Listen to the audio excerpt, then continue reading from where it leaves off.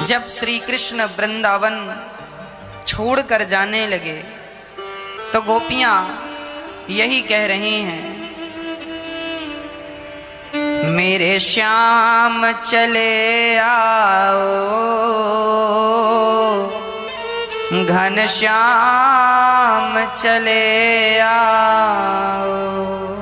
हे श्याम सुंदर, हमें मत जाओ छोड़कर, हम तुम्हारे बिना जी नहीं सकती, रह नहीं सकती। जब प्राणों की स्थिति ऐसी होगी कि मानो प्राण निकल जाएंगे, गोपियां तड़पने लगीं कृष्ण वियोग में। अब तो मानो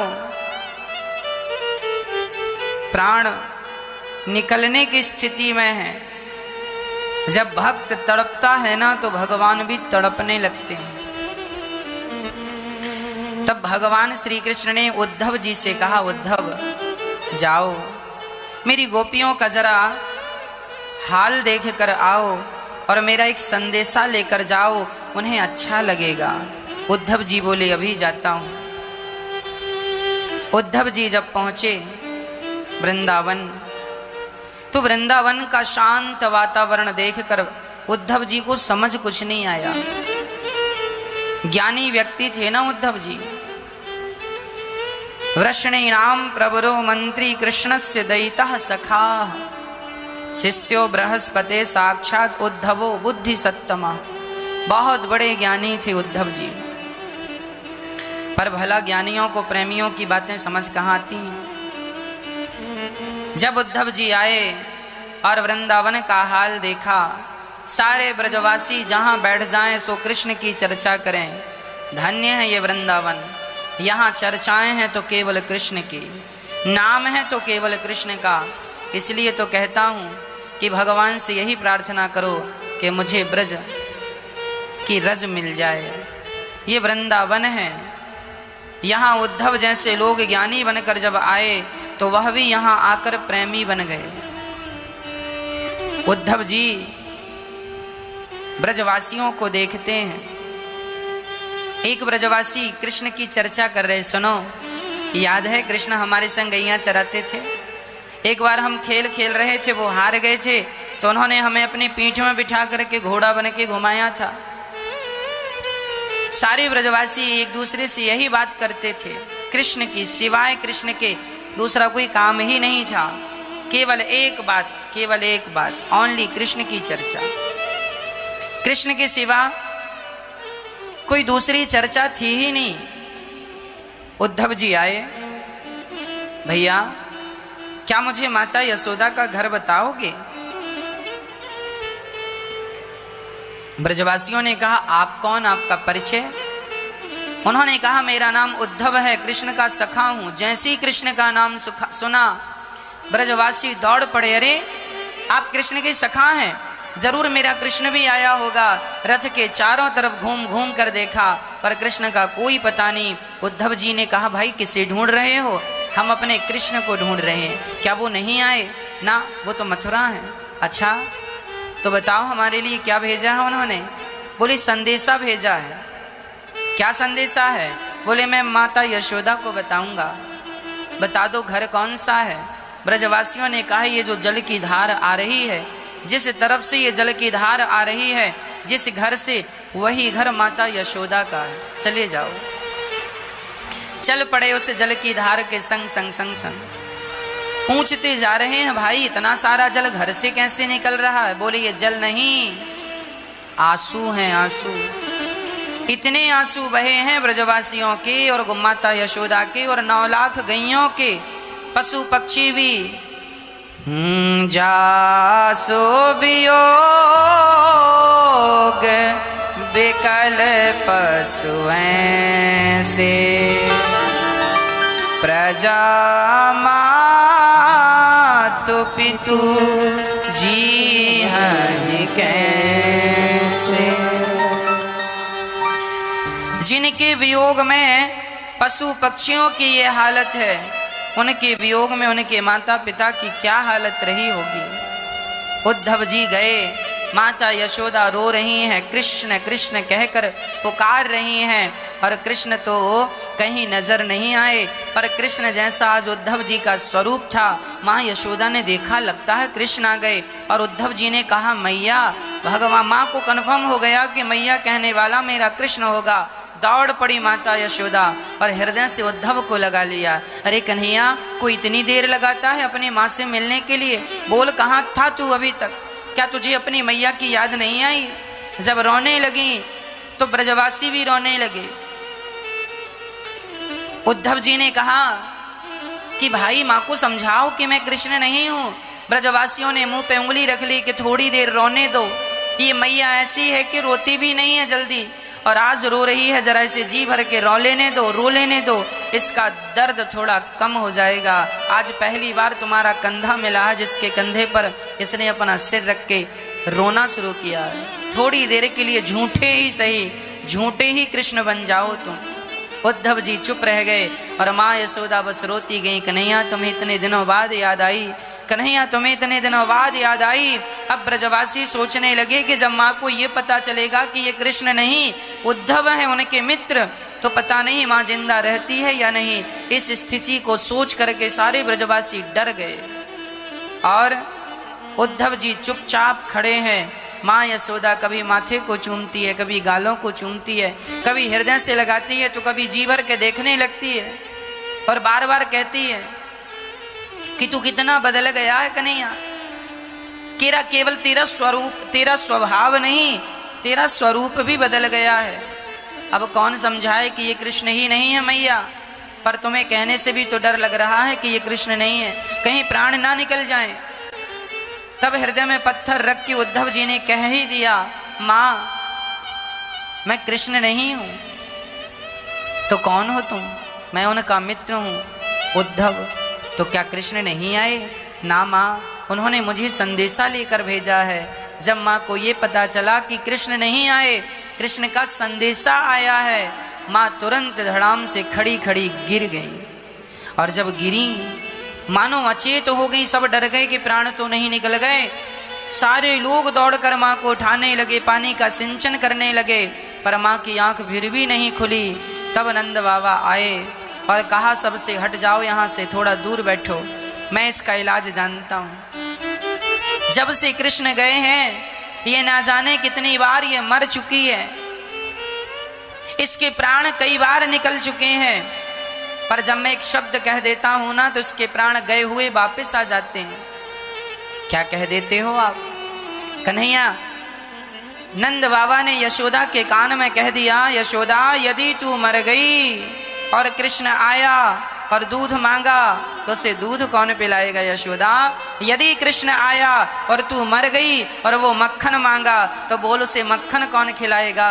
तो उसे मक्खन खिलाना है, उसे दूध पिलाना है। इसलिए माता यशोदा उठकर बैठ जाती थी कि मेरी जरूरत कृष्ण को कभी पड़ गई तो मैं कम से कम जिंदा रहूं। इसका तात्पर्य यही है कि यशोदा माँ यदि जिंदा थी तो कृष्ण के लिए जिंदा थी। जीना सिर्फ तेरे लिए, भगवान के लिए जीना तो जीना है, अरे संसार के लिए जीना तो जीना नहीं, मरना ही है। इसलिए माँ यशोदा ने अभी तक यदि प्राणों की रक्षा उन्होंने की तो केवल कृष्ण के दर्शन के लिए, केवल भगवान के लिए। इसलिए कहा करता हूं, इन आंखों की सफलता तभी है जब हम इन आंखों से भगवान का दर्शन किया करें।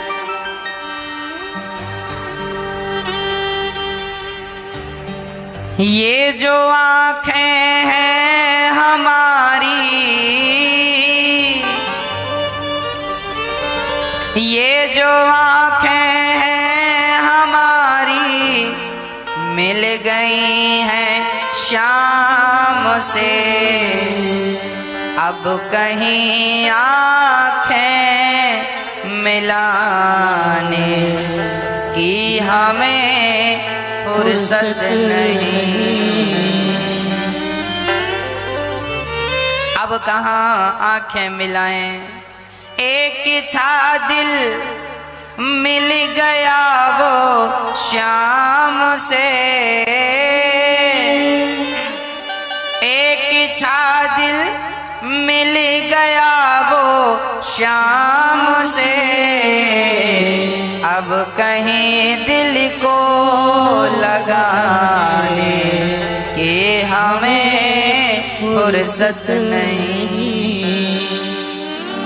मैं जिस दिन भुला दूं तेरा प्यार दिल से, वो दिन आखिरी हो मेरी जिंदगी का।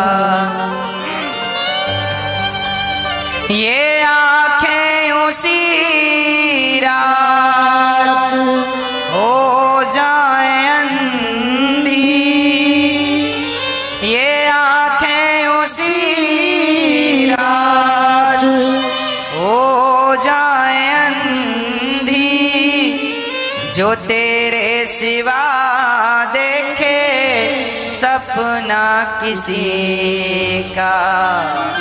मैं जिस दिन भुला दूं तेरा प्यार दिल से, वो दिन आखिरी मेरी जिंदगी।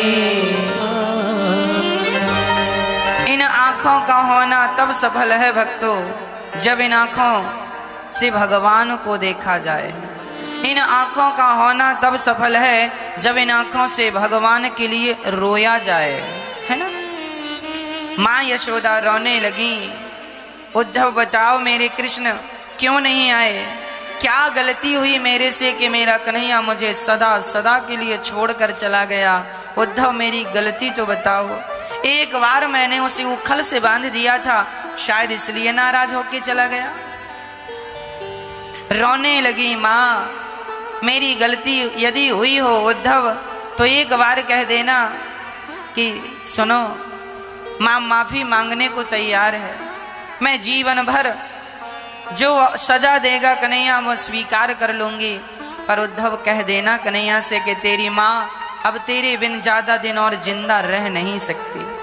अभी तक तो मैंने जैसे तैसे अपने आप को संभाल लिया, पर अब संभाला नहीं जाता। उद्धव कह देना कि तेरी मैया अब मर जाएगी यदि नहीं आएगा तो। माँ यशोदा का जब ऐसा प्रेम उद्धव जी ने देखा, कुछ बोल ना सके, कुछ बोल रहे हैं, अब बोलने का प्रयास कर रहे हैं।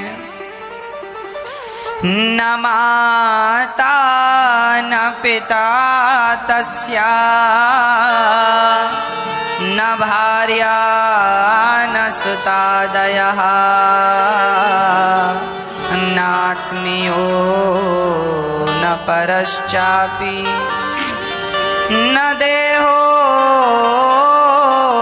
जन्म एव च। उद्धव ने कहा माँ ये जो कृष्ण है ये किसी के पुत्र नहीं है, इनकी कोई माता इनके कोई पिता नहीं है, ये भगवान है। उद्धव जी ने जब ऐसा ज्ञान दिया कि वो भगवान है किसी के पुत्र नहीं है, तब माँ यशोदा बोली बेटा यदि वो सबका भगवान है, यदि उसकी कोई माँ और कोई पिता नहीं है तो ये बताओ क्या कोई भगवान को बांध सकता है? नहीं, पर हमने बांधा है। यदि तुम भगवान को नहीं बांध सकते ना उद्धव, तो तुम्हारा जो भगवान है उसे हमने बांधा है, और तुम्हारे लिए वो भगवान होगा, हमारे लिए सिर्फ हमारा बेटा है, सिर्फ पुत्र है। इसलिए उसे तुम भगवान ना कहो उद्धव, वो हमारा पुत्र था, पुत्र है और पुत्र ही रहेगा। उद्धव जी अब समझ नहीं पाए कि क्या उपदेश करूं, क्या ज्ञान दूं। उद्धव जी पूरी रात चर्चा हुई, सुबह स्नान करके गोपियों के समूह में चले गए जहां गोपियां बैठी थीं। सारी गोपियां कृष्ण का चित्र दीवार में उन्होंने बना रखा था। एक सखी ने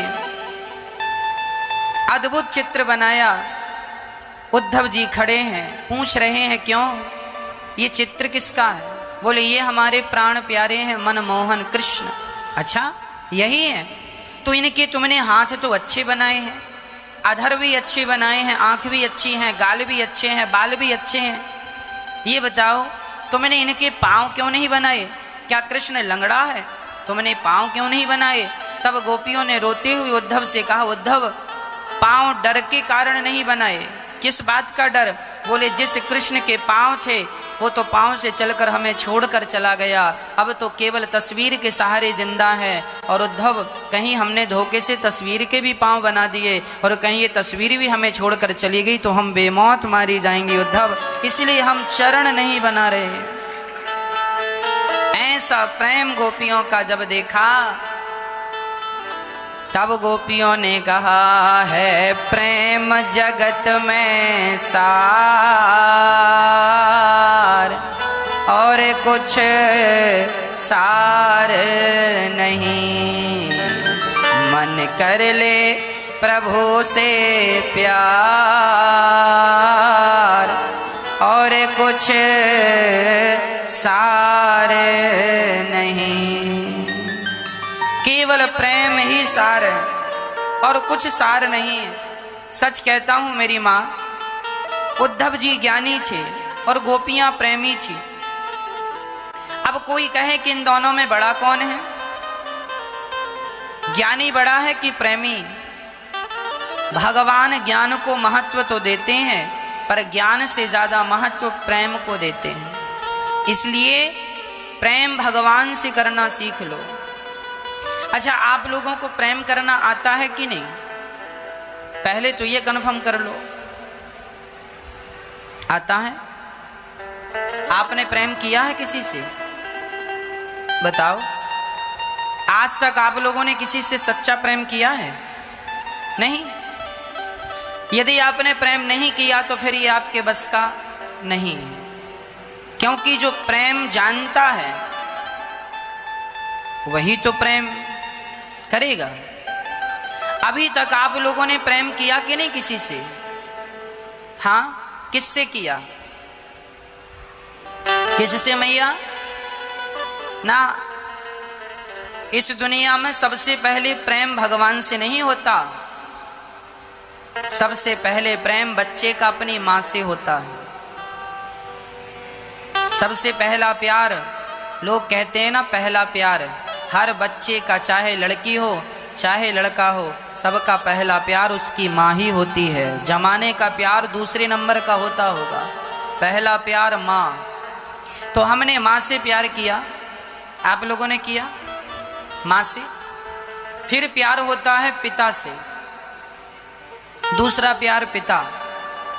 फिर तीसरा प्यार होता है भाई से या बहन से, है ना?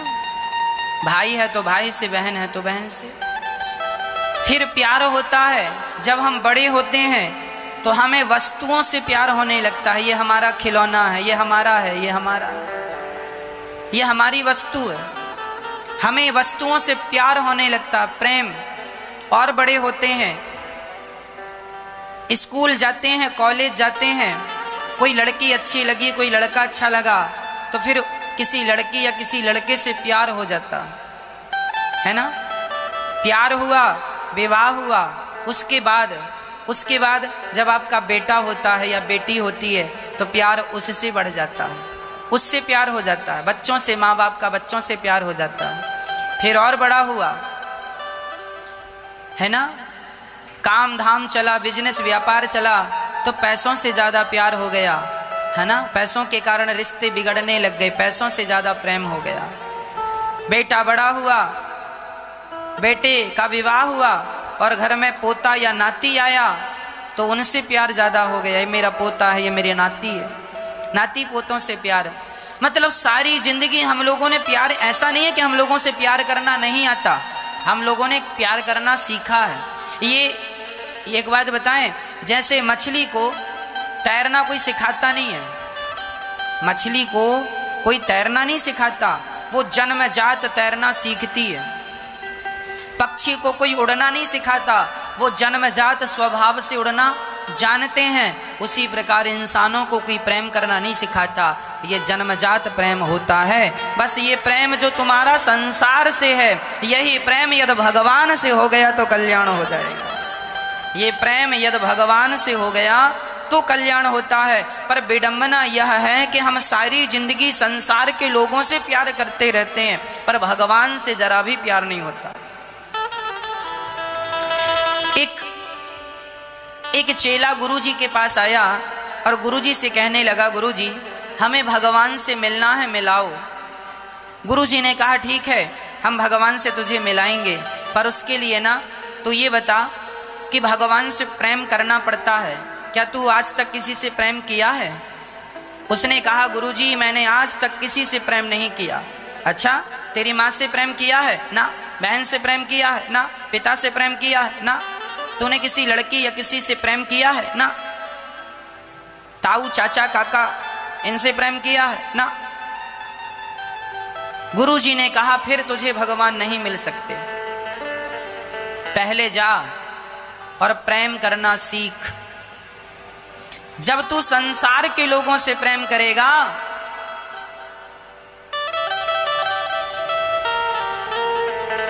मेरे सामने ये गुलाब का पुष्प है, ध्यान से देखिएगा मैं आपको क्या समझाना चाह रहा हूं। मैंने इसे देखना स्टार्ट किया। जब मैं इसे देखूंगा, अभी मैंने इसको देखना शुरू कर दिया ना, अब ये दिखने लगा। अब क्या होगा कि इसको उठाकर हम रख देंगे और इसकी जगह तुलसी रख देंगे। हम देख वहीं रहे हैं, लेकिन अब व्यक्ति बदल गया। पहले गुलाब था, अब वस्तु बदल गई, तुलसी हो गई।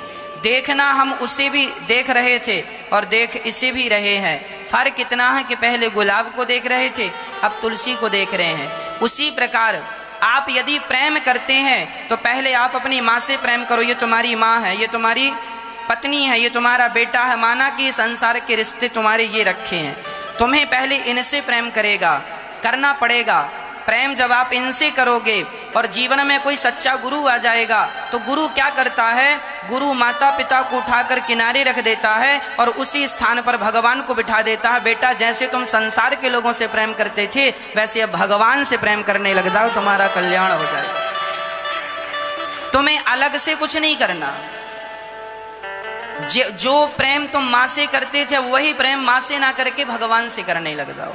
या फिर ऐसा भी हो सकता है कि माँ को ही भगवान समझ के प्रेम करो, मतलब उस व्यक्ति के स्थान पर अब तुम भगवान को बिठा लो। अलग थलग कुछ नहीं करना। जो लोग ये कहें कि मैं किसी से प्रेम नहीं करता, केवल भगवान से, यह स्थिति अंतिम स्थिति होती है। ये स्थिति भी होती है, पर यह आखिरी स्टेप। पहले हमें मीराबाई पहले अपनी माँ से प्रेम करती थी। माँ बाल गूंथ रही है, चोटी कर रही है, माँ से कहती है, मीरा माँ ये बताओ आज गांव सजा क्यों है? माँ ने कहा आज पड़ोसन में बेटी का विवाह है।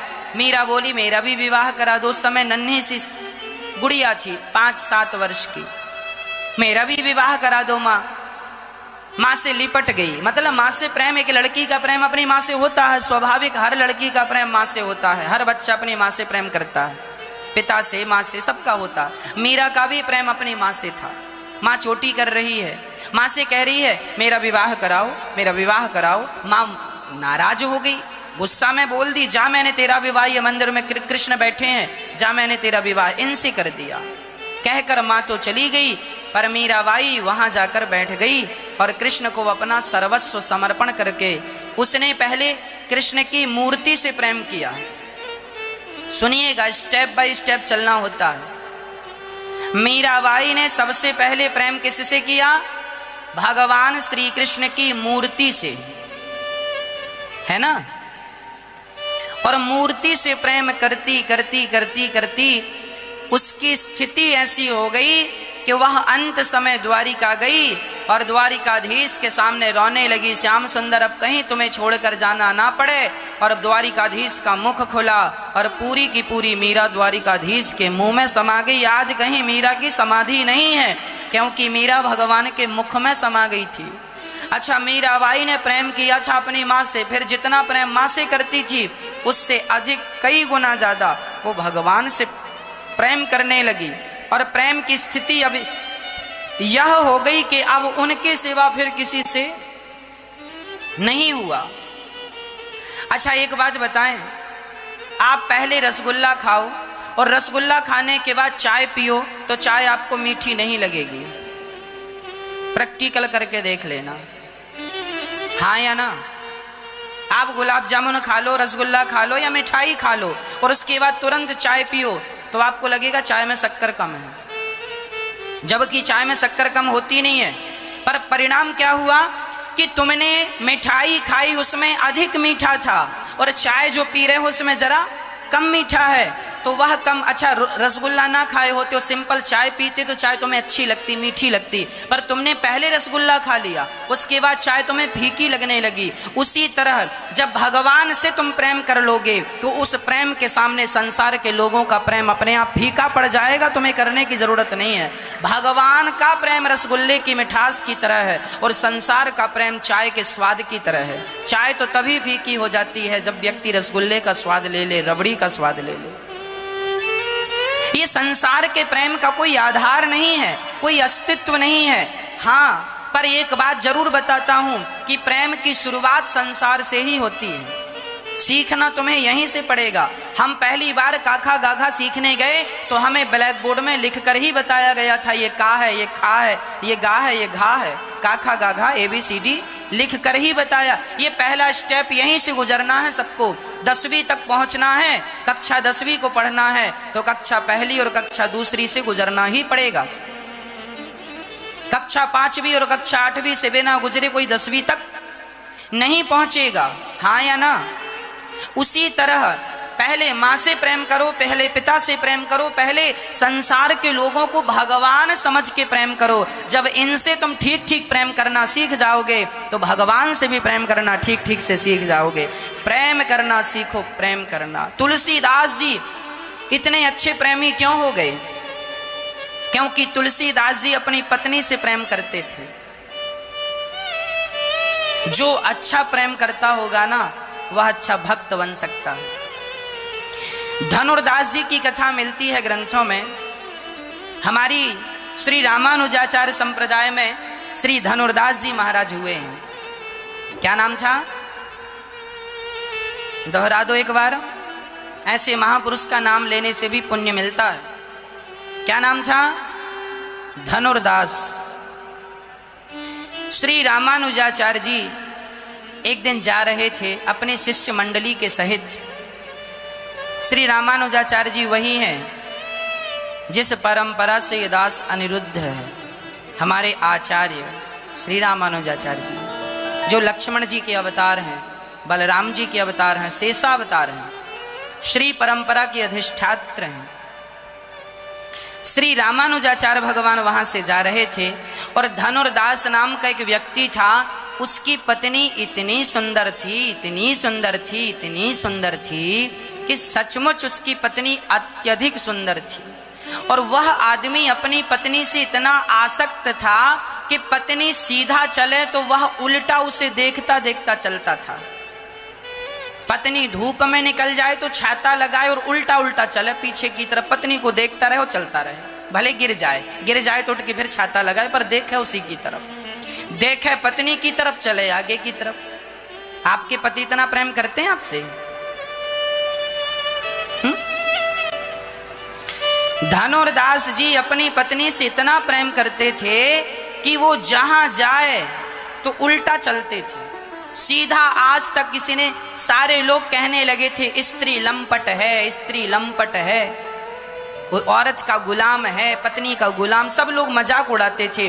पर वो परवाह ना करता कि तुम हमारे बार प्यार है, जब प्यार किया तो डरना क्या। वो प्यार करता और उल्टा चलता, पत्नी को देखता बस, किसी को ना देखे। जमाना कहाँ है, क्या कर रहा है, कोई मतलब नहीं। धनुर्दास जी सिर्फ अपनी पत्नी को देखते थे, सिर्फ। एक दिन वहां श्री रामानुजाचार्य जी वहां से गुजरे, है ना। वहां श्री रामानुजाचार्य जी जब वहां से गुजरे और रामानुजाचार्य जी की दृष्टि पड़ी, देखिए हीरे की जो कदर होता है ना वह जौहरी जानता है। हीरा पड़ा है, इसकी कदर कौन जानेगा? जौहरी। तो ये आदमी बड़ा प्रेमी था। रामानुजाचार्य जी ने देखा, लोगों से कहा भाई ये कौन है, ये उल्टा क्यों चल रहा? बोले महाराज ये अपनी पत्नी से बहुत प्रेम करता है और पत्नी को देखता ही चलता है, उल्टा एक पल के लिए। लोग कहते हैं कि जब पत्नी सोती है तो ये उठ के बैठ जाता है और उसे सोती हुई को देखता रहता है।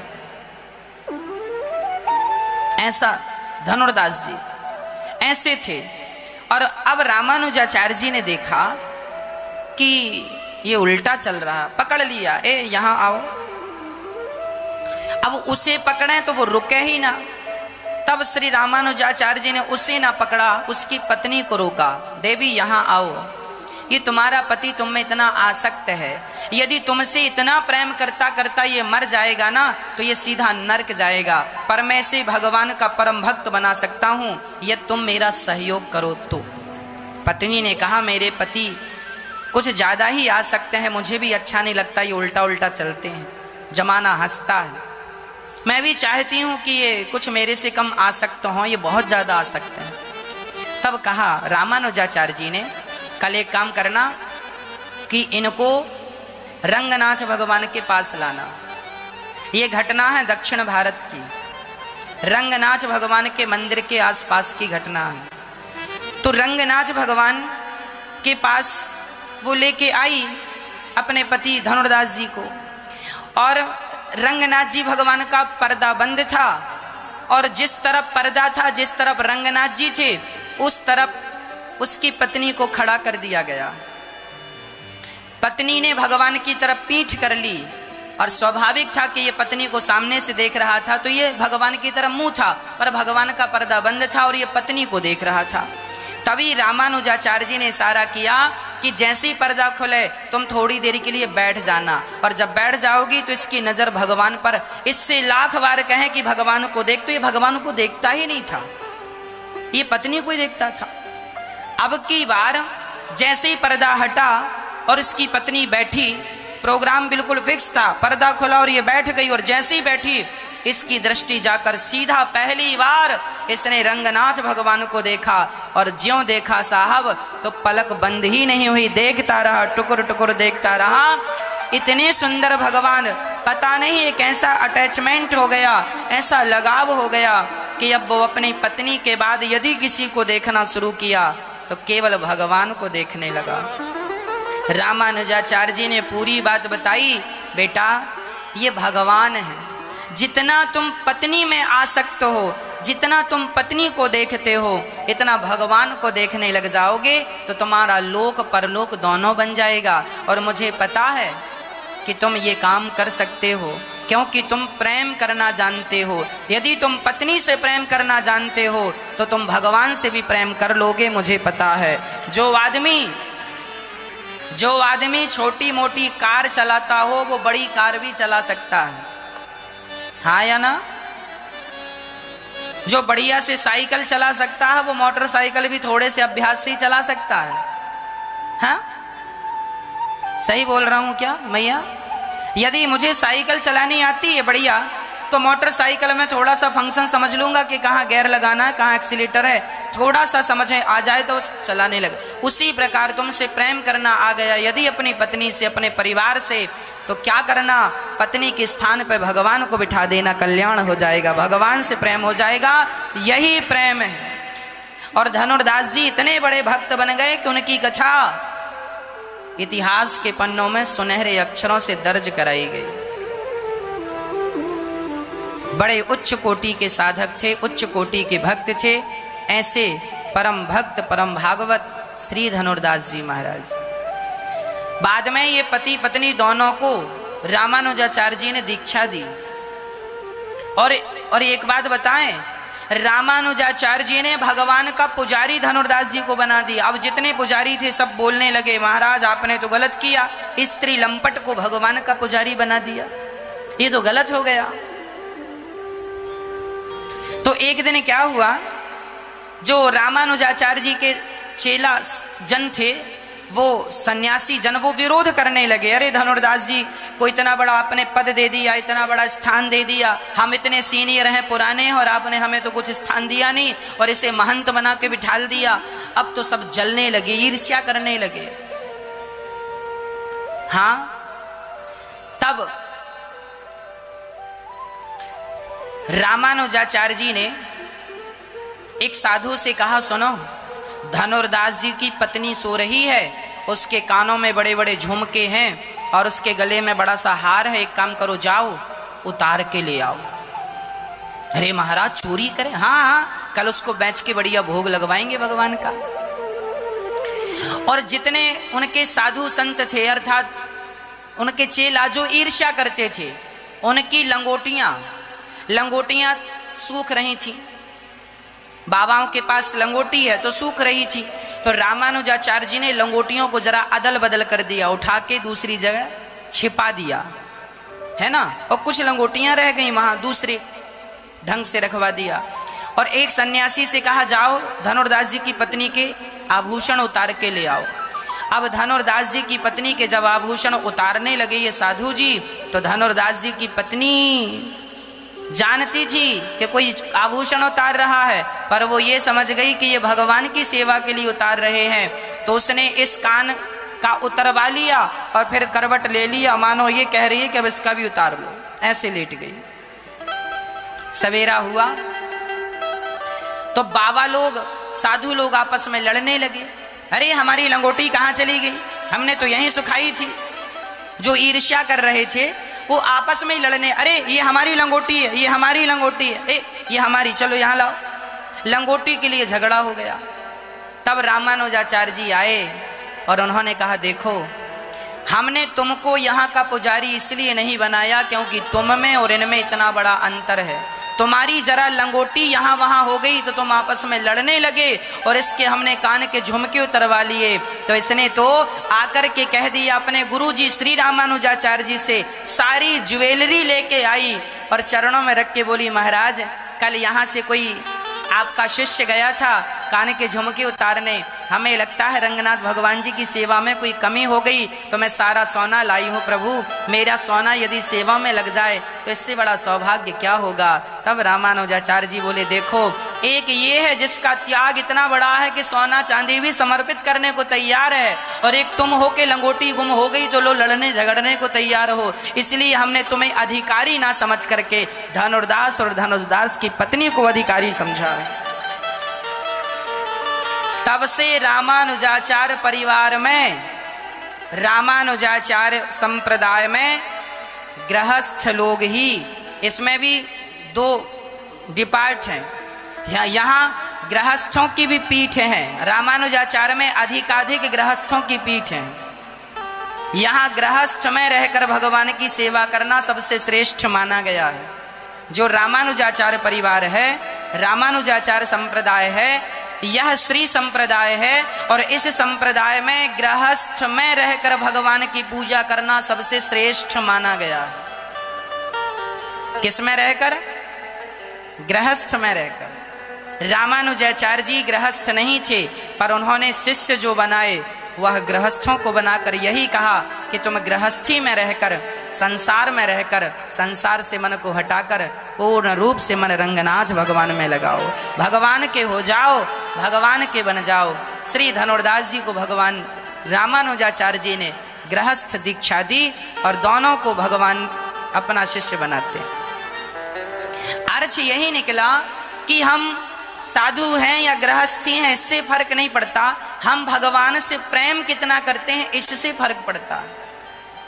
यदि हमने सब छोड़ दिया और सब छोड़कर भी हम भगवान से प्रेम ना कर पाए तो सब छोड़ने का अर्थ क्या है, और सबके बीच में रहकर ही यदि हमने भगवान से प्रेम कर लिया तो यही तो सबसे श्रेष्ठ है। राम ही केवल प्रेम प्यारा, केवल प्रेम करना सीखो। इसलिए भगवान प्रेम, मोहन प्रेम बिना नहीं मिलते, चाहे कर लो कोटि उपाय,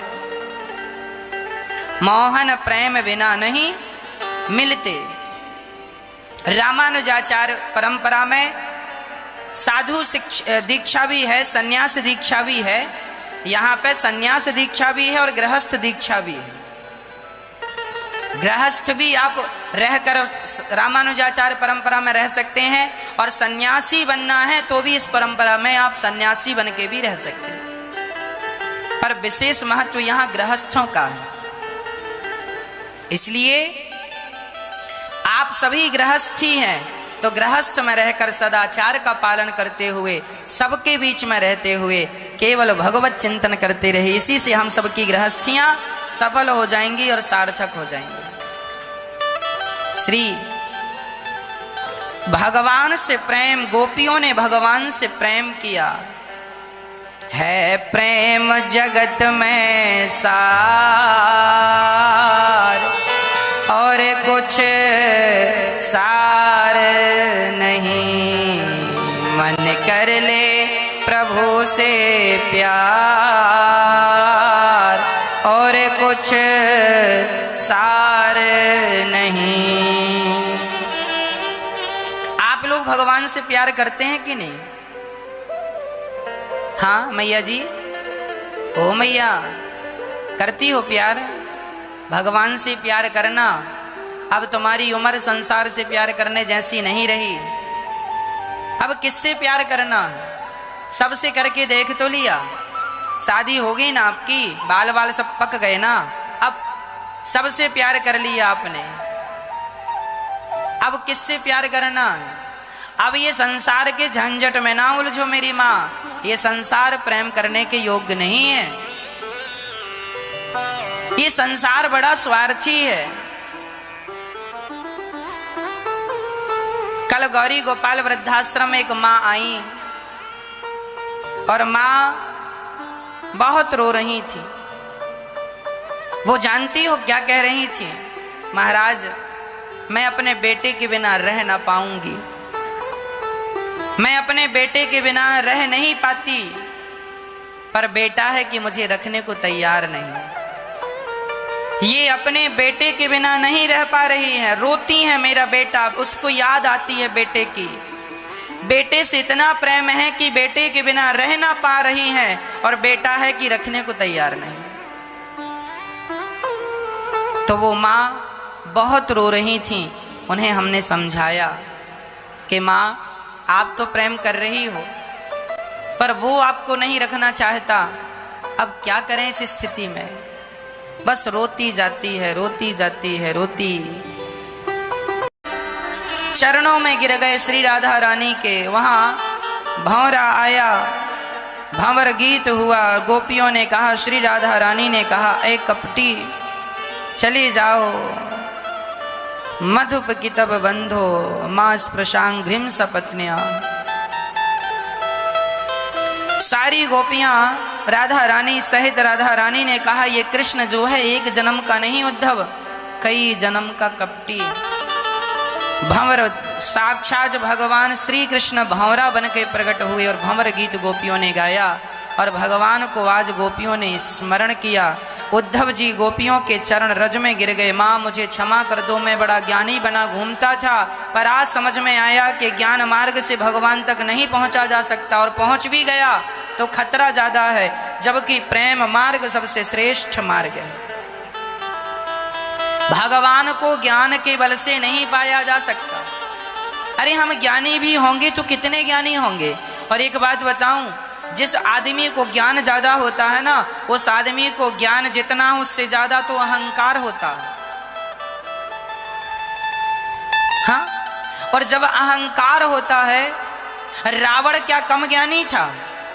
रावण जैसा कोई ज्ञानी नहीं था, पर उसके ज्ञान का परिणाम यूं क्यों हो गया? क्योंकि उसे ज्ञान का अहंकार आ गया। मैं सबसे बड़ा ज्ञानी हूं, यही अहंकार व्यक्ति को नष्ट कर देता है।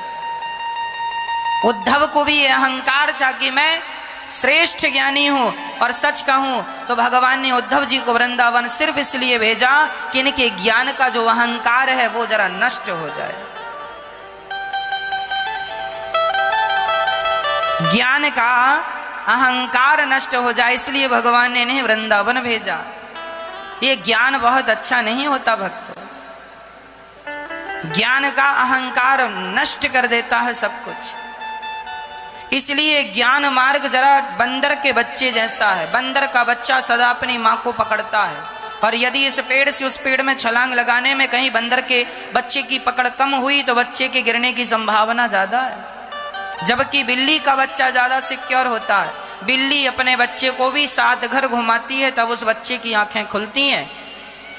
और बिल्ली जब अपने बच्चे को लेकर जाती है ना, तो बिल्ली का बच्चा माँ को नहीं पकड़ता, बल्कि माँ अर्थात बिल्ली बच्चे को पकड़ती है। आपको पता है बिल्ली बच्चे को कहाँ पकड़ती है? उसकी गर्दन पकड़ती है। ये वही बिल्ली है, चूहे को पकड़ लेती है तो फाड़ डालती है, और बच्चे को पकड़ के दौड़ती है ना, तो बच्चे को जरा सी खरोंच नहीं आने देती। एक सज्जन ने कहा, महाराज भगवान तो भक्त को भी पकड़ते हैं, भगवान तो दुष्ट को भी पकड़ते हैं, अंतर क्या है? हमने कहा इतना ही अंतर है कि जैसे बिल्ली उसी मुंह से चूहे को पकड़ती है और बिल्ली उसी मुंह से बच्चे को पकड़ती है। चूहे को पकड़ती है तो फाड़ डालती है। जब भगवान किसी पापी को पकड़ते हैं ना और दंड देते हैं, नानी याद दिला देते हैं चूहे की तरह। और भगवान जब भक्त को पकड़ते हैं उसी हाथों से, तो वैसे ही पकड़ते हैं जैसे बिल्ली अपने बच्चे को पकड़ती है। तो भक्त बनोगे तो भगवान बिल्ली बनकर बच्चे की तरह पकड़ेंगे, और पापी बनोगे तो भगवान बिल्ली बनकर चूहे की तरह पकड़ेंगे। पकड़ना उन्हीं को भी है, पकड़ना उन्हीं को ही है, पर वो 2 ढंग से पकड़ते हैं। जैसे बिल्ली 2 प्रकार से पकड़ती है। बिल्ली अपने बच्चे को पकड़ती है, बच्चा माँ को नहीं पकड़ता। अरे आप अपने बच्चे को घुमाने मेला ले जाएं तो आप ही बताओ कि आप अपने बच्चे का हाथ पकड़ेंगे या बच्चा आपका हाथ पकड़ेगा? यदि बच्चे ने आपका हाथ पकड़ा तो मेला में बच्चा कहीं भी आपका हाथ छोड़ सकता है। इसलिए माँ सावधान होती है और बच्चे के भरोसे ना रहकर माँ स्वयं बच्चे का हाथ पकड़ती है। वह बच्चा ज्यादा सुरक्षित होता है जिसका हाथ उसकी माँ ने पकड़ा है, और वह बच्चा बिल्कुल सुरक्षित नहीं है जिसने स्वयं अपनी माँ को पकड़ा है। तो ज्ञानी अपने बल से भगवान को पकड़ता है, और भक्त भगवान को पकड़ता ही नहीं, भगवान स्वयं भक्त को पकड़ते हैं। भक्त तो बिल्ली का बच्चा है और ज्ञानी तो बंदर का बच्चा है। दोनों में यही अंतर है। ज्ञानी बंदर के बच्चे जैसा है, जैसे उसने अपनी माँ को पकड़ा बंदर के बच्चे ने, और भक्त बिल्ली के बच्चे जैसा है, जहाँ माँ ने बच्चे को पकड़ा, अर्थात माँ अर्थात कृष्ण हमारी माँ, और उन्होंने हमें पकड़ा है। हम क्या पकड़ेंगे उन्हें? इसलिए जब सूरदास जी महाराज एक बार गड्ढे में गिर गए, एक बार सूरदास जी महाराज जा रहे थे सत्संग करने, तूफान चल गया, तो अंधे थे, रास्ता भटक गए, एक कुआं था, उस गहरे कुएं में जाकर धड़ाम से सूरदास जी गिर गए। और जब सूरदास जी गिरे तो कुएं के अंदर ही वो पद गाने लगे, भगवान को याद करने लगे, श्री कृष्ण श्री कृष्ण। तो भगवान उनसे बड़ा प्रेम करते थे सूरदास जी से। भगवान ग्वाल वाल का रूप बनाकर आए और बोले, बाबा बाबा। हाँ हाँ बेटा बोलो। बाबा तुम कुएं में गिर गए हो का? हाँ हाँ बेटा हम कुएं में गिर गए हैं। तो एक काम करो बाबा, मेरा हाथ पकड़ लो। सूरदास जी रोने लगे, मुझे पता है प्रभु आप ही आए हो, और आपको तो पता है मैं अंधा हूँ, मुझे क्या पता कि आपका हाथ कहाँ है। अरे मैं अंधा हूँ, मुझे नहीं पता कि आपका हाथ कहाँ है, और आपको तो पता है कि मेरा हाथ कहाँ है, इसलिए मैं आपका हाथ नहीं पकड़ता, आप मेरा हाथ पकड़ लीजिए। तब भगवान आए और सूरदास जी का हाथ पकड़े, और जब सूरदास जी का हाथ पकड़ के बाहर निकाला तो सूरदास जी ने भगवान को कस के पकड़ लिया। अब नहीं छोड़ेंगे, अब नहीं छोड़ेंगे।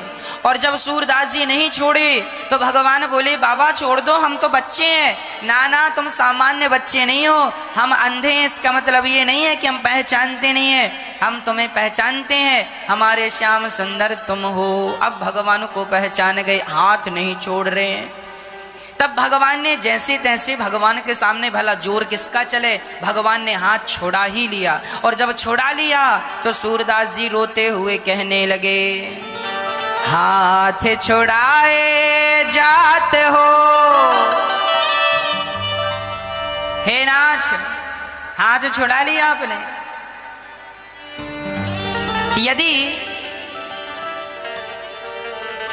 यदि आप भगवान हैं तो हाथ छुड़ा के जा रहे हो, मेरे दिल से निकल कर दिखाओ, दिल से निकल कर जाओ तो माने कि तुम भगवान हो। हाथ छुड़ाए जात हो निर्बल जान के मोही, गर दिल से जो जाओगे मर्द कहूँगो तो ही। यदि तुम मेरे दिल से निकल कर दिखाओ तो तुम्हें मैं मर्द समझूंगा। अरे मैं तो निर्बल हूँ और तुम हाथ छुड़ा कर जा रहे हो। जब सूरदास जी इस प्रकार रोने लगे और कृष्ण कृष्ण कहकर चीखने लगे, तब श्री राधा रानी प्रकट हो गईं और उन्होंने कहा ये भगत क्यों रो रहा है? बोले श्याम सुंदर ने, किशोरी जी आपके लिए रो रहा है। राधा रानी गई, बेटा क्या हुआ? बोले क्या बताऊं, श्याम सुंदर से प्रेम की और वो हाथ छुड़ा कर जा रहे हैं।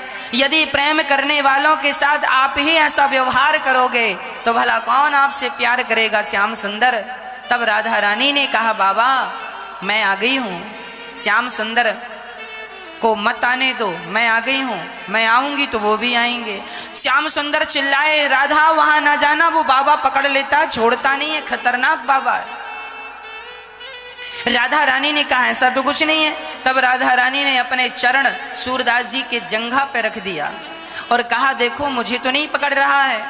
और जब कंधे पे रखा, चरणों को जंघा पर रखा, तो भगवान मानो सूरदास जी से यह कहना चाहते हैं सूरद अब पकड़ा, अब आगे पांव ना करना, अब पकड़ लेगा बाबा। राधा रानी ने और आगे पांव कर दिया, अभी तो नहीं पकड़ा, देखो गोद में पांव रख दिया इसलिए ताकि ये पांव पकड़ लें। और जब राधा रानी, जब भगवान ने इशारा किया बाबा पांव पकड़ोगे नहीं क्या, और जब भगवान का इशारा मिला तो सूरदास जी ने श्री राधा रानी का पांव पकड़ा। और जब पांव पकड़ा तो राधा रानी वो पांव छुड़ा कर जाने लगी तो छीना झपटी में राधा रानी की पायल उतर कर सूरदास जी के हाथों में आ गई। एक पायल पांव में बंधी रह गई और एक पायल जब सूरदास जी के हाथों में आई तो राधा रानी ने कहा बाबा हमारी पायल दे दो। सूरदास जी ने कहा देंगे एक शर्त पर, पहले दूसरे पांव की पायल हमें दिखाओ। ऐसा तो नहीं कि कोई और मांग के ले जाए, ये आपकी ही है, इसका सबूत दीजिए। राधा रानी ने कहा बाबा हमारी ही है, तो अपने दोनों पांव दिखाओ। राधा रानी के दोनों पांव पकड़े, सूरदास जी ने अपने हाथ से पायल पहनाई। मानो भगवान ये कहना चाहते थे सूरदास जी मेरे चरण पकड़ने के पहले तुम्हें किशोरी जी के चरण पकड़ने होंगे। और जब राधा रानी के चरण पकड़ में आते हैं ना तो श्याम सुंदर फिर कहीं जाते नहीं है। इसलिए हमारे यहाँ युगल नाम है, मैं युगल नाम की चर्चा आपसे करता रहता हूँ। श्याम सुंदर के पांव पकड़ोगे तो वो छुड़ा के चले जाएंगे, इसलिए पहले किशोरी जी के पांव पकड़ो, अर्थात श्री राधा रानी के या श्री सीता माँ के या माता लक्ष्मी के।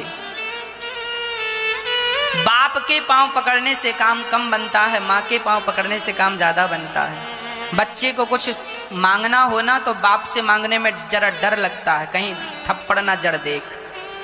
तो बच्चे चतुर होते हैं, वो बाप से कम कहते हैं, माँ से ज्यादा कहते हैं, है ना। माँ ज्यादा सुनती है पिता की अपेक्षा। सामान्य व्यवहार में हम तो यही देखते हैं कि पिता से ज्यादा माँ सुनती है, उसी प्रकार कृष्ण से ज्यादा हमारी राधा रानी सुनती हैं, राम से ज्यादा हमारी इसीलिए अकेले राम राम नहीं, सीता राम, अकेले श्याम श्याम नहीं, राधे श्याम, अकेले नारायण नारायण नहीं, लक्ष्मी नारायण। और आप तो नारायण को छोड़ के अकेली लक्ष्मी लक्ष्मी को बुलाते हैं ना। अकेली लक्ष्मी भी ठीक नहीं और अकेले नारायण भी ठीक नहीं, दोनों युगल नाम, युगल। राधा अकेली नहीं और श्याम अकेले ना, दोनों राधे श्याम। हे नाथ जब आना तो आप दोनों ही आना, क्योंकि दोनों आएंगे ना तो ज्यादा दिन रुकेंगे, और एक आएंगे तो बहाना है, घर में इंतजार हो रहा होगा इसलिए जा रहे हैं। इसलिए दोनों आओ तो जाने की जरूरत ही नहीं। इसलिए सीताराम, राधे श्याम, लक्ष्मी नारायण, युगल नाम। इसलिए हम लोग जपते हैं श्रीमन्नारायण चरणौ शरणम प्रपद्ये श्रीमते। श्री मतलब लक्ष्मी, जहां श्री शब्द जुड़ा होगा वो लक्ष्मी, नारायण के संग श्री लगा दो। नारद जी क्या जपते हैं? श्रीमन नारायण श्रीमन। नारद जी अकेले नारायण नारायण नहीं जपते, क्योंकि अकेले से कल्याण नहीं है। श्री मतलब लक्ष्मी, नारायण के संग श्री जोड़ दिया आपने तो वो लक्ष्मी हो गया, लक्ष्मी नारायण। श्रीमन नारायण, आपने श्री राम कह दिया, श्री राम मतलब वो सीता हो गई, श्री मतलब सीता। श्री श्याम, है ना, श्री कृष्ण, श्री मतलब राधा, कृष्ण मतलब कृष्ण, तो वो युगल नाम हो गया। अकेले कृष्ण, अकेले राम, अकेले नारायण नहीं, युगल नाम। तो भगवान सूरदास जी को मिले और सूरदास जी ने भगवान से कहा, भगवान श्री राधा रानी ने कहा सूरदास जी से, बेटा तुम्हें क्या चाहिए? कृपा दृष्टि हुई और सूरदास जी की आंखें, सूरदास जी की आंखें वापस हो गई। जब आंखें लौटाई और सूरदास जी ने अपने नेत्रों से श्याम सुंदर और राधा रानी को देखा, तब उनकी आंखों में केवल राधा कृष्ण समा गए। राधा, सूरदास जी को भगवान ने नेत्र प्रदान किए और नेत्र देने के बाद भगवान ने कहा, सूरदास जी अब हमसे कोई वरदान मांगो, बताओ तुम क्या चाहते हो? सूरदास जी ने कहा, नाथ अब कोई चाहत नहीं है, एक ही इच्छा रह गई है। क्या? बोले मैं जैसा अंधा था मुझे वैसा का वैसा अंधा बना दो। राधा रानी ने कहा, सूरदास जी आपने जीवन भर तपस्या की है, अब तुम्हें आंखें मिल गई हैं, अंधे तो थे ही, आंखें ले लो, आंखों में क्या नुकसान है? सूरदास जी ने कहा, जिन नेत्रों से श्याम सुंदर आपको देख लिया हो, किशोरी जी आपको देख लिया हो, अब आपको देखने के बाद मैं और किसी को देखना नहीं चाहता। आंख खुली तो केवल कृष्ण के लिए, देखूंगा तो सिर्फ कृष्ण को, नहीं तो इन आंखों से और किसी को देखना। आंखों की सफलता तब है भक्तों जब इन आंखों से भगवान को देख लिया जाए। इसलिए केवल भगवान को देखा करो, सिर्फ भगवान को। संसार में कोई सुख नहीं है, कोई स्वाद नहीं है। संसार में सुख और स्वाद है भी तो क्षणिक है और तुच्छ है, इसका कोई अर्थ नहीं है। हमने कल रसगुल्ले खाए, आज फिर इच्छा होने लगी, कल भोजन किया था भर पेट, आज फिर भूख लगाई। अरे संसार में हम कितना भी सुख प्राप्त कर लें पर तृप्ति तो होनी रही नहीं। सारी जिंदगी आदमी अपने आप को खाली ही पाता है। बुढ़ापे में भी मन भटकता है, इंद्रियां भटकने लगती हैं। इसलिए कोशिश यही करो कि अधिक से अधिक चिंतन भगवान का हो और संसार से धीरे धीरे मन को हटाओ। हटाओगे तो हट जाएगा, नहीं हटाओगे कभी नहीं हटेगा। उद्धव जी राधा रानी के चरणों की रज मस्तक पे रख रहे हैं और जब गए तब हृदय में भगवान ने ब्रजमंडल का दर्शन कराया। अब तो ज्ञान अहंकार नष्ट हुआ, सच्चे प्रेमी बन गए। बोलिए भक्त वत्सल भगवान की। ज्ञान रखना अच्छा है परंतु ज्ञान का अहंकार रखना अच्छा नहीं। आप लोगों को अहंकार तो नहीं है? मैया जी, ओ मेरी मैया, आप लोगों को अहंकार तो नहीं है? है? आप लोगों को तो नहीं है? हम सामान्य जन को देखते हैं, बड़ा अहंकार होता है। अहंकार भगवान को बिल्कुल रत्ती भर नहीं सुहाता। इसलिए आपसे हाथ जोड़ कहता हूं, विनती करता हूं कि कभी स्वप्न में भी अहंकार ना आवे किसी चीज का। भगवान करें आप बहुत बड़े हों, पर जितना बड़े होते जाएं उतना झुकते जाएं। बड़ा हुआ सो क्या हुआ, जैसे पेड़ खजूर, पंछी को छाया नहीं, फल लागे अति दूर। ऐसा बड़ा होने से क्या फायदा कि हम किसी के काम ना आ सकें। अरे छोटा वृक्ष आम बहुत बड़ा खजूर जैसा नहीं होता, पर आम जब फलों से भरता है ना तो झुक जाता है। इसलिए जीवन में सदा अपने से बड़ों के चरणों में झुक करके चला करो। ईश्वर तुम्हें जितना धन धान्य से परिपूर्ण करता जाए उतना अपने से बड़ों के चरणों में, गुरुजनों के चरणों में, संतों के चरणों में झुकते चलो, झुकते चलो। यही तुम्हारा बड़प्पन है। भगवान श्री कृष्ण ने धर्मराज के युधिष्ठिर के यज्ञ में चरणों को धुलने का काम किया था। क्या धुले भगवान? सभी अतिथियों के, ब्राह्मण जनों के चरणों को कौन धुल रहा है? जगत के पालनहार आज चरण धुल रहे हैं। वाह, आप जैसा ना कन्हैया, सिर्फ आप ही हैं, कोई नहीं है। इसलिए चरणों से जुड़िए, चरणों से प्रेम कीजिए, अहंकार त्याग दीजिए। एक नदी तालाब से कहती है, ऐ तालाब तू मुझ में मिल जा, मैं तुझे समुद्र से मिलाकर तुझे बहुत बड़ा बना दूंगी। नदी ने तालाब से कहा, तू छोटा है, चल मेरे साथ आजा, मैं तुझे समुद्र बना दूंगी बड़ा। तालाब ने कहा, नदी बहन रहने दे, मुझे समुद्र जैसा बड़ा नहीं बनना। बोले क्यों? अरे नदी ये बता, समुद्र इतना बड़ा है, क्या आज तक उसने किसी की प्यास बुझाई? नदी ने कहा नहीं। अरे मैं छोटा हूं तो क्या हुआ, कम से कम हजारों की प्यास तो रोज बुझाता हूं। ऐसा बड़ा बन के भी क्या करूंगा कि मैं किसी के काम ही ना आ सकूं। अरे छोटा रहकर यदि किसी के काम आ रहा हूं तो छोटा ही भगवान बनाए रखें। ईश्वर ऐसे बनाए मुझे कि मैं सदा लोगों के काम आता रहूं, सेवा करता रहूं। अहंकार त्याग कर, अहंकार की घटना। एक डोली चली, एक अर्थी चली, डोली अर्थी से कुछ यूं कहने लगी, रास्ता तूने मेरा क्यों ये खोटा किया,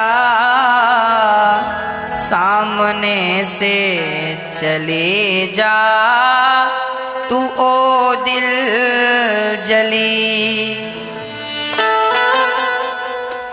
एक डोली चली, एक अर्थी चली, एक डोली चली, एक अर्थी चली, डोली अर्थी से कुछ यूं कहने लगे, डोली अर्थी से कुछ यूं कहने लगे, रास्ता तूने मेरा क्यों ये खोटा किया, रास्ता तूने मेरा क्यों ये खोटा किया, सामने से चले जा तो ओ दिल जले, सामने से चली जा तू ओ दिल जली।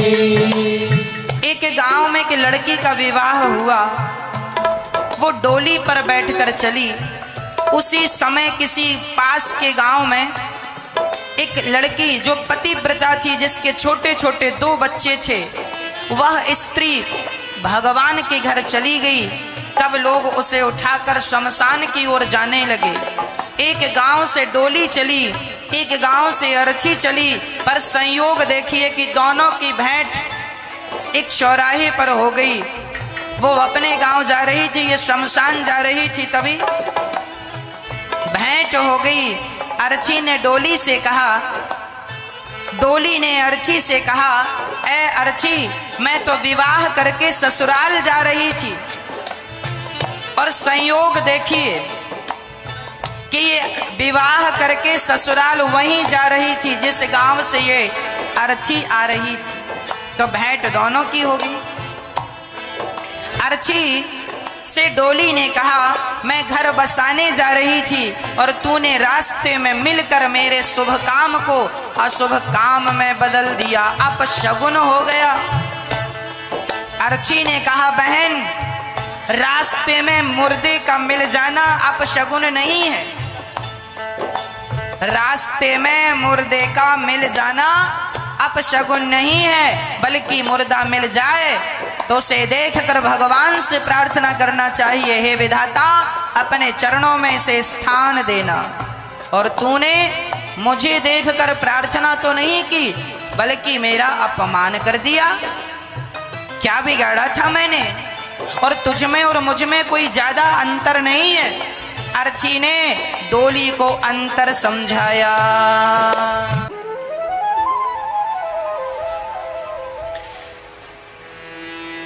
ज्यादा फर्क नहीं है हम में और उनमें, इसलिए बिना अहंकार का जीवन शांति आनंद पूर्वक जिया करो।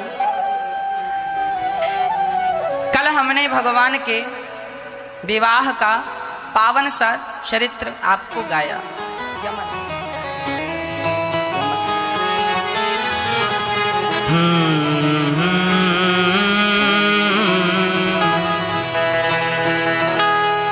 भगवान श्री कृष्ण का विवाह पहला रुक्मणी जी से हुआ, जिनके प्रद्युम्न हुए हैं, जिनके पुत्र हुए हैं प्रद्युम्न जी, जिन्होंने सम्रासुर को मारा है। भगवान श्री कृष्ण का दूसरा विवाह भी हुआ है जामवंत की बेटी जाम्बवती के साथ। जामवंत की बेटी जाम्बवती, एक दिन क्या हुआ, आसित सत्राजितः सूर्यो भक्तस्य परमः सखा। एक सत्राजित नाम के व्यक्ति द्वारिका में रहते थे। उनके पास बहुत धन था। उनके पास एक मणि थी, सूर्य भगवान ने दी। भगवान ने कहा ये मणि आप राजकोष राज खजाने में जमा कर दो, इससे प्रजा का उत्थान होगा, प्रजा का कल्याण होगा।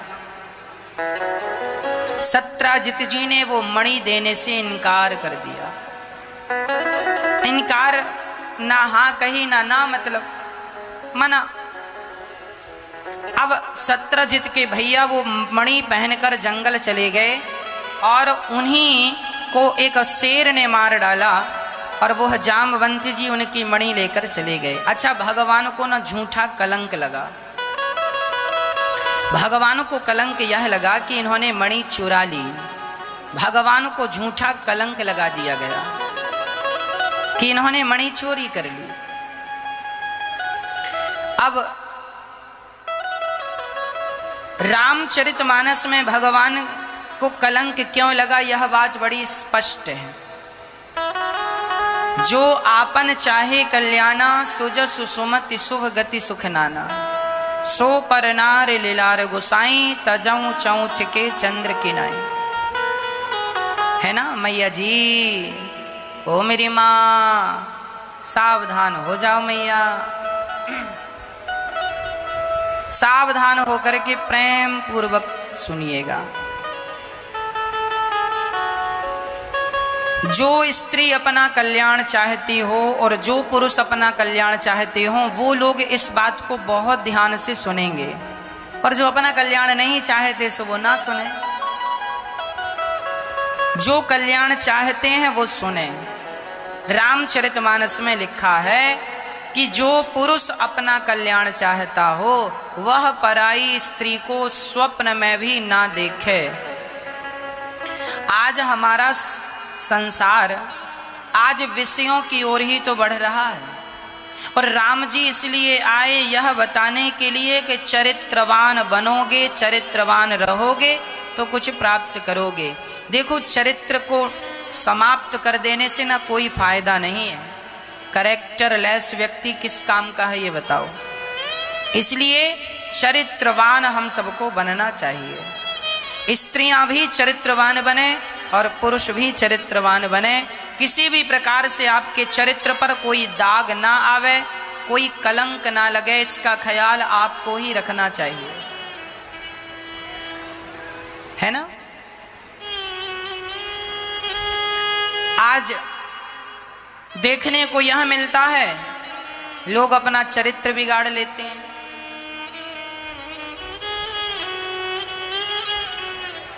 चरित्र का ख्याल रखा करो।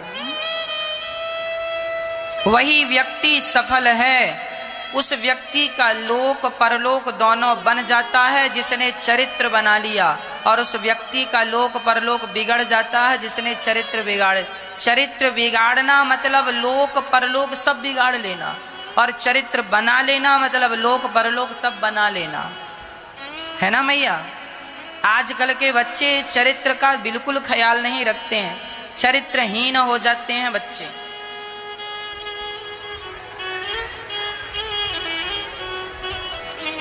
कितनी बार हमने आपको सुनाया है, समझाया है कि एक बार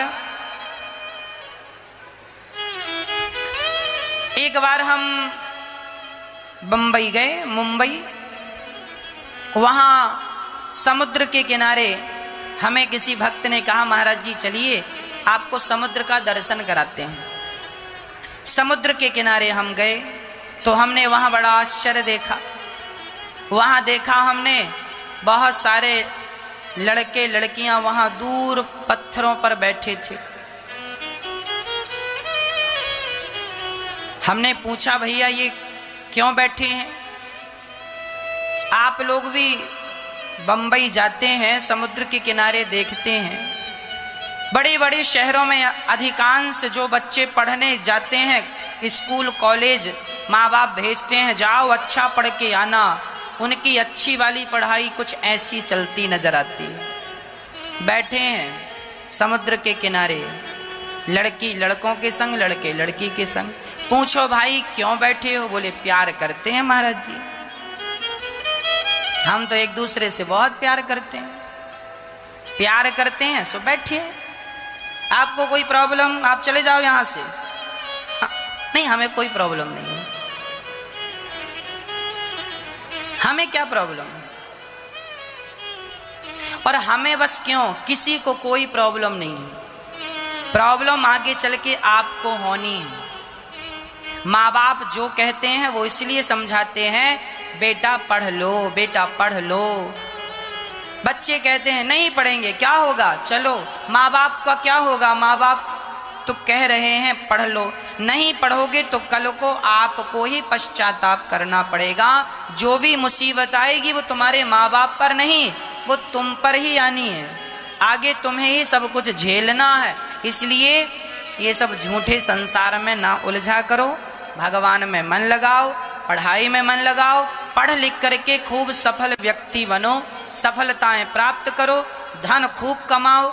और जहां तुम्हारा विवाह हो किसी पुरुष से, किसी स्त्री से, अपनी पत्नी अपने पति से प्यार करो और गृहस्थ में रहकर खूब प्यार करो, कोई मनाही नहीं है। पर हमारे सनातन धर्म में शादी के पहले यदि आपने अपना चरित्र बिगाड़ लिया तो उसे पाप समझा जाता है।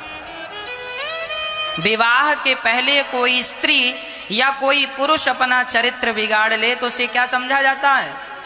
अरे विवाह के पहले क्या, विवाह के बाद भी यदि कोई पत्नी अपने पति को छोड़कर किसी पुरुष से संबंध रखे और कोई पुरुष अपनी पत्नी को छोड़कर किसी स्त्री से संबंध रखे तो क्या समाज में उसे अच्छा पुरुष और अच्छी स्त्री कहा जाएगा? बोलो, नहीं कहा जाएगा। एक पिता ने अपनी बेटी से कहा बेटी पूरे कपड़े पहन लिया करो। बेटी ने कहा पापा क्या पुराने विचारों को लेके चल रहे हो, पुराने ख्यालों में जी रहे हो। पिता ने कहा चलो बेटी की मर्जी है तो तू जैसी हो ठीक है।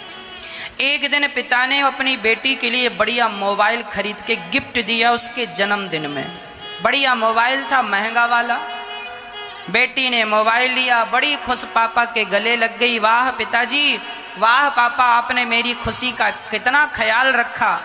अब जरा एक छोटा सा काम और करा दो, मोबाइल लाए हो तो जरा स्क्रीन गार्ड भी लाओ, जरा इसका बैक कवर भी लाओ। यदि कवर होगा तो ये जरा सिक्योर रहेगा, नहीं गिरेगा सो टूट जाएगा।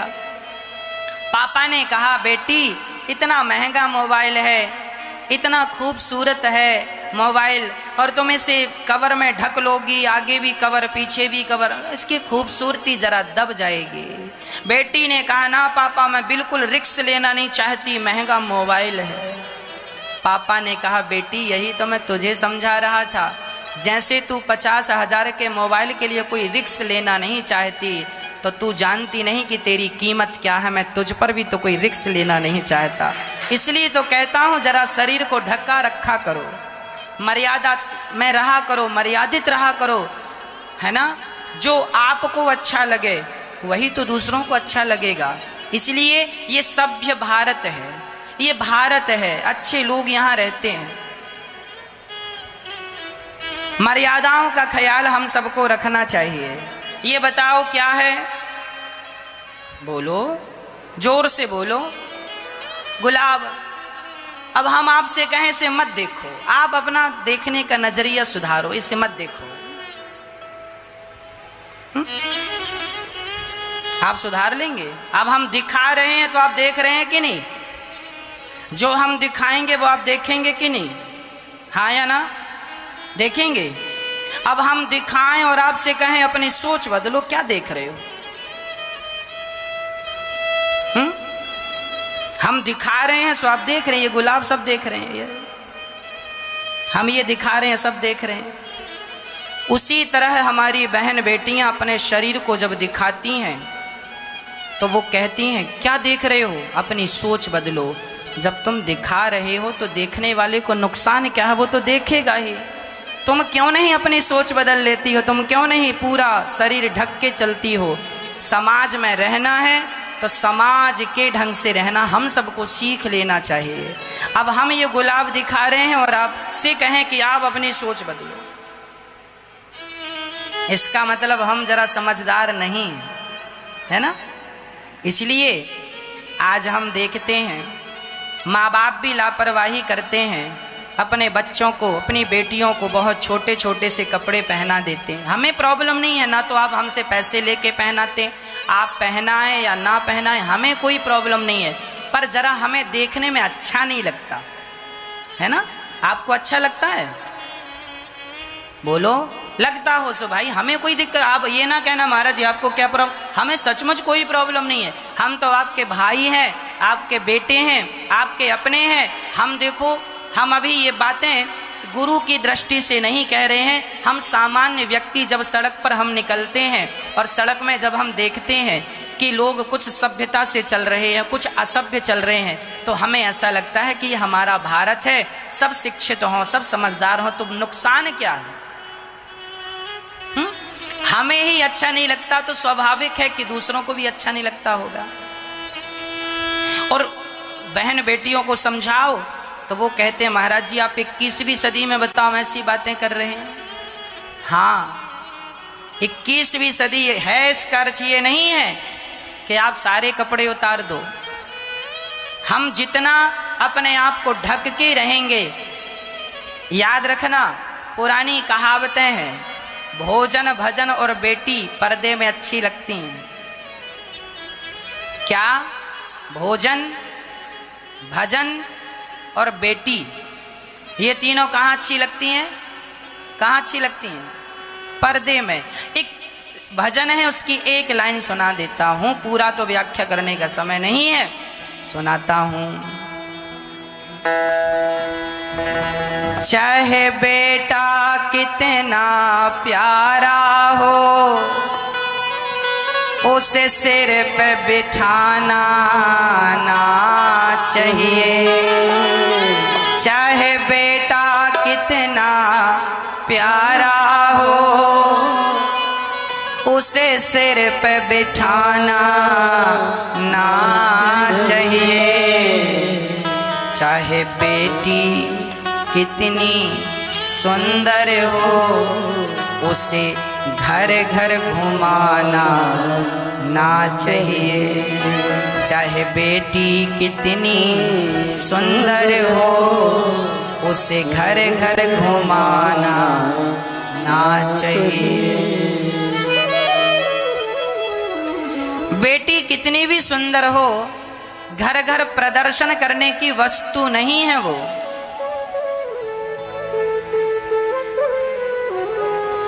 पर्दे में रखना अच्छा है। अपने आप को संभाल के देखो, आपकी कीमत आप ही समझते हैं, कोई दूसरा नहीं समझता। इसलिए अपने आप को बचा के रखो।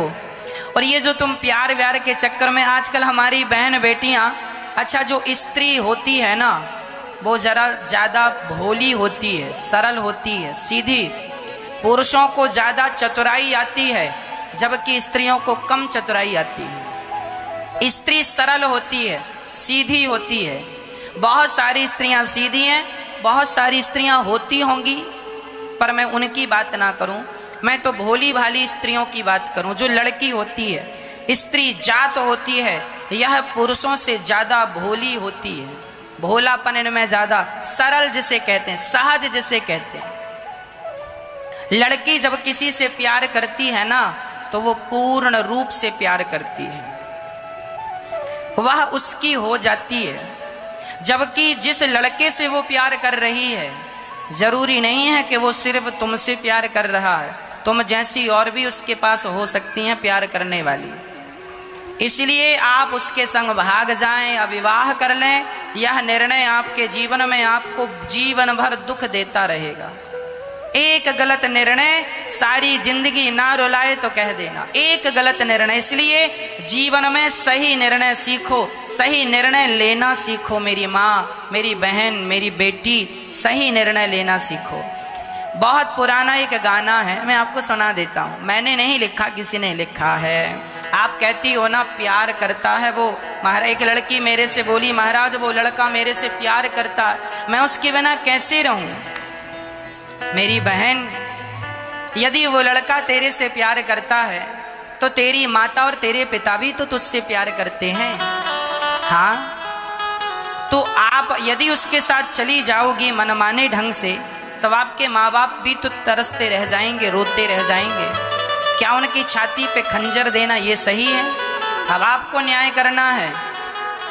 आप विवाह करके खुश हो जाओगी, पर आपके माँ बाप जीवन भर रोते रह जाएंगे, कैसी औलाद हमने क्यों पैदा की। इसलिए किसी का दिल दुखाना, मेरे हिसाब से ये मेरा अपना पर्सनल विचार है, ये मेरा विचार है कि किसी प्रकार से किसी का दिल नहीं दुखाना चाहिए। और ये जो तुम कहती हो ना प्यार, ये कोई प्यार व्यार नहीं है। प्यार कोई तुमसे नहीं करता, तुम्हारी सुंदरता से, जवानी से करता है। ये जरा भूख मिट जाएगी ना शरीर की, तो लोग छोड़कर चले जाते हैं। कितनी बार हमने देखा समाज में कि विवाह हुआ, विवाह मतलब कौन सा, भागने वाला विवाह, लव मैरिज, कोर्ट मैरिज। विवाह करने के बाद 100 में 80%, 85% लड़कियां छोड़कर सब मायके आ जाती हैं। शादियां उनकी सक्सेस नहीं होती, परिणाम बुरा होता है। सारी जिंदगी रोने के लिए मजबूर हो जाती हैं। फिर तुम्हारा विवाह भी नहीं होता, फिर किसी बुढ़े से विवाह करना पड़ता है, जिसकी पत्नी मर गई हो और बुढ़ा हो गया हो और तुम जवान हो, पर तुमने एक गलती की है, अब पूरी तुम्हारी गलती की सजा है, अब बुढ़े के संग गुजारो। अब कौन मिलेगा तुम्हें, कौन करेगा तुमसे विवाह। इसलिए कहा है कि कसम वादे प्यार वफा सब बातें हैं, बातों का क्या, कोई किसी का नहीं है झूठे, कोई किसी